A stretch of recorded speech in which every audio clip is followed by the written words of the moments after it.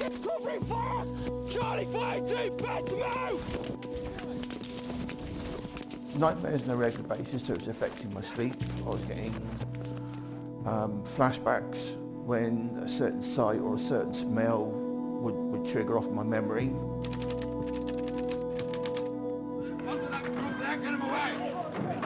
Saying sorry, and it doesn't work that way. And I tried to get help, didn't I? That's the main thing I did, and I just couldn't get help. There wasn't nothing there for me.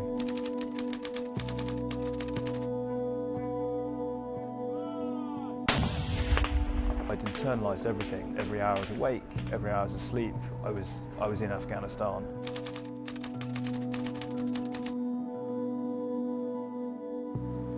They're three veterans of three very different conflicts, but for each of them the experience of combat pushed them to the very brink. Post-traumatic stress disorder was only formally recognised in 1980. In this programme, three former British soldiers talk candidly about the effect it's had on their lives and their own battle with PTSD. Colin Tyso joined the army in 1984. When Saddam Hussein invaded Kuwait 6 years later, he was among thousands of British soldiers sent to the Gulf. What he saw has affected his life forever. It was all the bomb damage, all the dead bodies, because we actually drove through Death Alley, you know, where the Americans had bombed all those that massive convoy.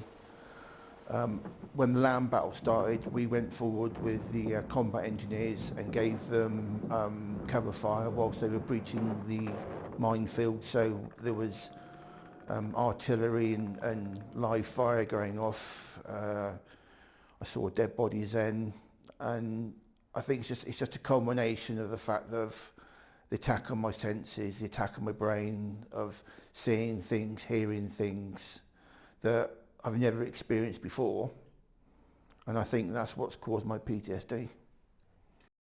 That's the Royal Fusiliers. The Royal Fusiliers, they're a London regiment. Ron Ranger joined the army in the 60s, serving in Germany, Libya and the Gulf. A corporal, he loved his military life until he was sent to Northern Ireland. What did you experience in Northern Ireland you think that may well have started this? You see everything, don't you? You see parts of bodies, you see... yeah, I'm going to say something to talk about it. There was a pram once, so there had been an explosion, and they cleared, because what they do, they bag the parts of the bodies in case they can connect them, they can chalk it in it. And there was a pram squashed against the wall, and I brought it away, and there was still a baby in it. Dead.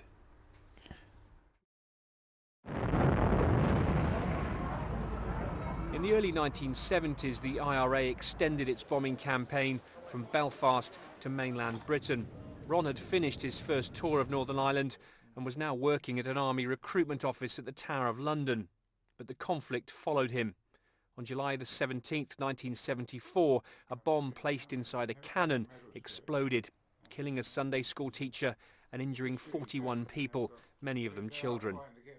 I ran over to the tower, but I couldn't go any further, so I ran against a brick wall. And so I stood outside and I went into the guards room, pulled them spring matches out to put the wounded in pits. That's how I helped out. And somebody came out and gave me a young boy with his pike through his leg.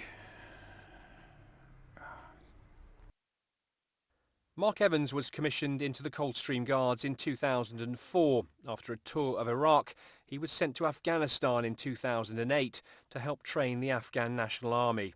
About 4 months into my tour, I was leading a patrol across desert just to the north-east of Goresh, when the vehicle I was in hit a landmine and took essentially the engine and the front wheel, took the front of the vehicle off.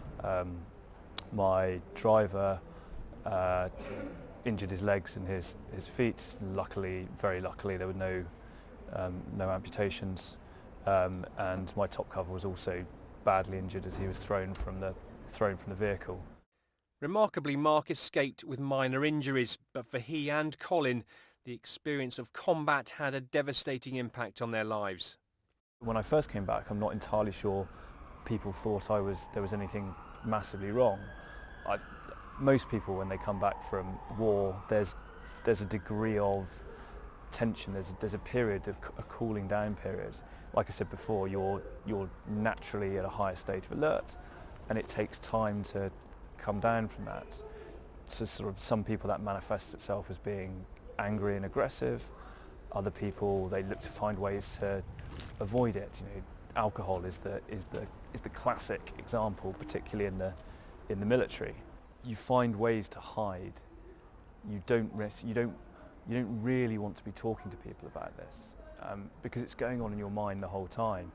I'd walk past a building site, I'd smell bitumen or some sort of burning tar in particular, and be bam, I'd be straight back there. And as rational, as irrational as it might be, your mind is you're back at that moment, and it's the fear that's coursing through your body for no real reason. A lot of my family, and particularly my ex-wife, saw a change in my temper. I was getting more bad-tempered, I was easily irritable. I had really bad mood swings, and that's when I decided to leave the army to see if getting myself out of the environment might sort of change how I felt. But within 6 months of leaving the army, I got divorced from my wife because my wife couldn't cope with my mood swings, my fits of anger. It started off with me destroying things. Anything I could get my hands on, I'd destroy: a PlayStation, a television, a laptop, a computer. And then that seemed to lose its appeal, and then when I was getting anxious and depressed, I started to self-harm. Is that cutting yourself? It's cutting myself, scratching myself, burning myself. And it got to a point that 3 years ago when I couldn't cope anymore. I contemplated killing myself. Like Mark and Colin, Ron had developed post-traumatic stress disorder. He went AWOL for 11 months. Angry and violent, his marriage was near collapse. I was afraid of him. I used to wear. I was afraid of No, him. I'm proud of it. I used to wear. That's why I wanted to get out. And my daughter, my eldest daughter, never ever. Any of our children. It's always me that chastised them. But he knocked her to the floor in there one day. Because she swore at me. There was two of me at the time. There was a person saying I shouldn't be doing this. That's why I went to get out. 1 minute I was so sorry afterwards, you know, but next time it happened again, you know, you keep saying sorry, and it doesn't work that way. And the nightmare, I didn't have the nightmares, and I was just an angry person. Then all of a sudden I started throwing myself out of bed having nightmares, and that just come overnight. I think it was triggered by because the wars in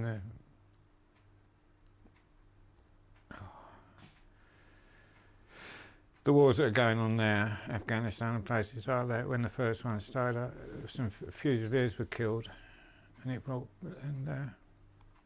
don't know, I just started having nightmares. It all started coming back, Northern Ireland, everything started coming back, the town started coming back, because there were the children screaming in the town. I threw myself out of bed to get out of the way. I was bruised all down one side, my head was smashed with it. I had to put mattresses on the floor because I hurt myself. For many veterans, the most difficult battle is admitting they need help. Was it very difficult for you to go and get help? It was very difficult for me to admit I needed help, because I thought I was a strong person. You're in the military. In the military, you're a strong person, right? You do things that other people don't do. You put yourself in harm's way. You do things that are dangerous. So why should I admit to myself that I've got a problem? But like I said, it took a long time before I decided that I needed help. And tell me your feelings when somebody actually sat you down and said, we know what you've got and this is what it's called. It was like a weight lifted off my shoulders. It's like everything. It's like the world opened.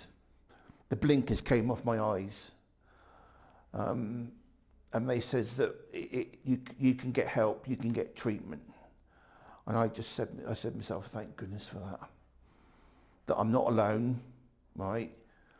And maybe 3 or 4 years down the line when I've had my treatment and various therapies, that I can get back to controlling what's wrong with me and get back to being a normal person.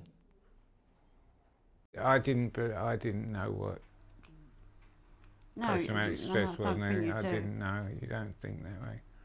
I just didn't realise. He went outside and cried. I was with him when she said, "You're a classic case for PTSD." And he just walked outside and cried his eyes out. In the street. Somebody actually told me what was wrong. I needed to know what was wrong with me. Knowing what was wrong. I knew I was getting help. I must admit, I just broke down. It was incredibly problematic, and by the time that I did get help, I mean, it was painfully obvious to me that there was something wrong. And I said about 1.5 years down the line, and I just knew I wasn't getting any better. I knew I wasn't the person that I was.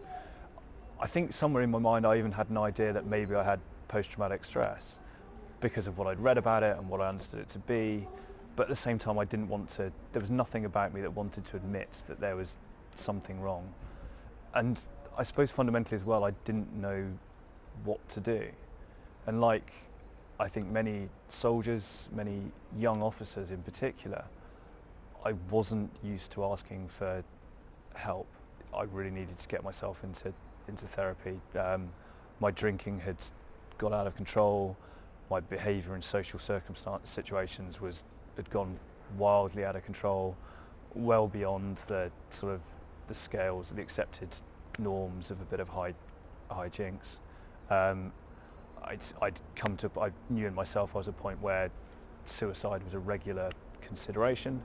I hadn't done anything yet, but I was scared to the core that I was going to, and I'd been involved in situations to do with self-harm.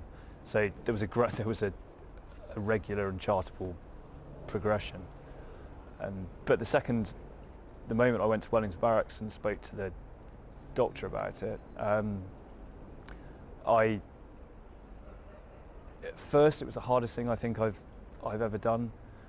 And they said you're sat there just saying, what you should be saying is I think, or I know I'm ill, but what you feel like you're saying is I've failed, I'm weak, I've let the side down. I was meant to be the one looking after my blokes. And now I need your help.